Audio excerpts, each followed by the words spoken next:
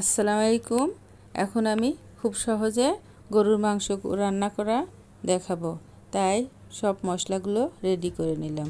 জিরে বাটা, আদা বাটা, রসুন বাটা, তেজপাতা, ডালচিনি, এলাচ ফল, কাঁচামরিচ বাটা, পেঁয়াজ কুচানো, লবণ, ধনের গুঁড়া।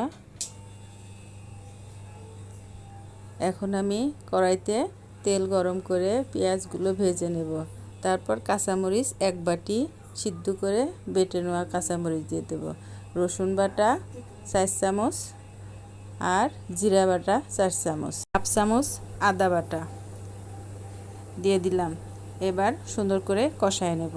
তারপরে একটু তেজপাতা, এলাচ ফল, দারচিনি, এরপর লবণ, ধনের গুঁড়া, মরিচের গুঁড়া, হলুদ গুঁড়া 1 চামচ করে দিয়ে দিলাম। একটু পানি দিয়ে দিলাম, দিয়ে সুন্দর করে মশলা কষাতে হবে। কষায় নিয়ে এর ভিতরে আগে থেকে ধুয়ে রাখা গরুর মাংস দিয়ে দিলাম, দিয়ে একটু নাড়াচাড়া করে নিতে হবে। তারপর 1 মুঠ পেঁয়াজ সাথে 5-6 কোয়া রসুন দিয়ে দিলাম, দিয়ে নাড়া দিয়ে ঢাকা দিয়ে দিলাম। এরপরে মাঝে মাঝে ঢাকা দিতে হবে আর সুন্দর করে কষাতে হবে কিছুক্ষণ সময় নিয়ে, যতক্ষণ পানি না শুকায়।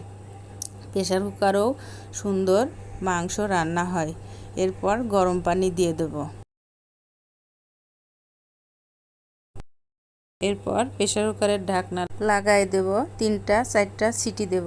দিয়ে প্রেসার কুকার কিভাবে খুলতে হয় এটা আমি দেখাবো। পানির নিচেই, ট্যাপের নিচেই দিয়ে একটু পানি ছাড়ে দিলেই এটা খুলে যাবে সুন্দর। এই তো প্রেসার। এরপর জিরা গুঁড়া, গরম মশলার গুঁড়া দিয়ে একটু নাড়া দিলেই হয়ে গেল আমাদের গরুর মাংস রান্না। আজকে এই পর্যন্তই। আল্লাহ হাফেজ।